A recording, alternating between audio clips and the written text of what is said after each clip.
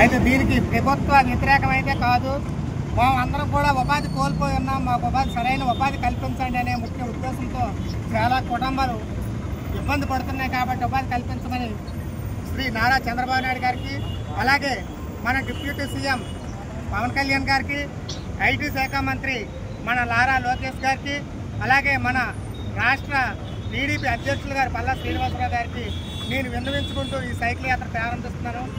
చంద్రబాబు గారు, మీరు అభివృద్ధి లక్ష్యంగా మీరు రాజకీయాల నుంచి వచ్చిన 40 సంవత్సరాల పైగా అవుతుంది. అభివృద్ధి లక్ష్యంగా పనిచేస్తున్నారు.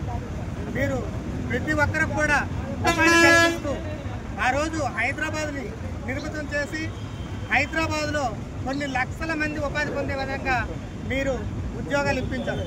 అలాగే మనకి శ్రమదానం, జన్మ కార్యక్రమాలు కూడా ప్రవేశపెట్టారు. దానివల్ల రాష్ట్ర పురోగతిని పెంచి, అలాగే ప్రతి ఒక్కరు కూడా బాబు ఉంటేనే జాబు వస్తుందనే ఉద్దేశంతో మిమ్మల్ని ఆంధ్రప్రదేశ్ విడిపోయినప్పుడు కూడా మీరైతేనే ఈ అభివృద్ధి చేయడానికి సమర్థులని మిమ్మల్ని మనం గెలిపించుకోవడం జరిగింది.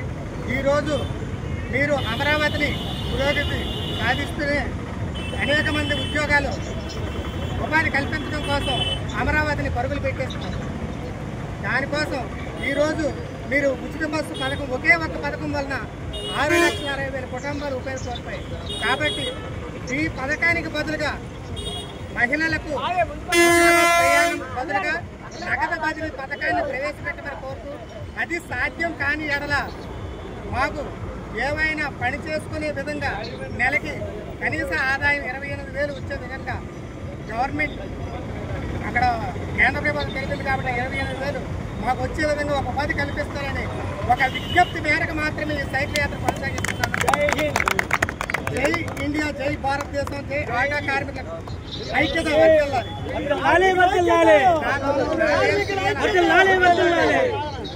నా పేరు శ్రీయాల హరేరాము. ఇక్కడ గాజువాకలో 86 స్టాండ్లో గల ఒక యూనియన్ కొలగన్ నాయుడు గారి అధ్యక్షతన ఇక్కడ ఉన్నటువంటి శ్రీ విజయదుర్గ ఆటో స్టాండ్ నుంచి వచ్చిన నేను ఒక సభ్యుడిని. నా పేరు శ్రీయాల హరేరాము. దీన్ని ప్రభుత్వం సానుకూలంగా స్పందించి మాకు న్యాయం చేయవలసిందిగా కోరుతున్నాము. ఇది ఎవరికి కూడా వ్యతిరేకమైతే కాదు. దయచేసి మా ఆవేదనను అర్థం చేసుకొని మాకు ఉపాధి కల్పించవలసిందిగా మేము కోరుతూ ఉన్నాం. ఆటో కార్మికుల ఐక్యత ఐక్యత ఐక్యత.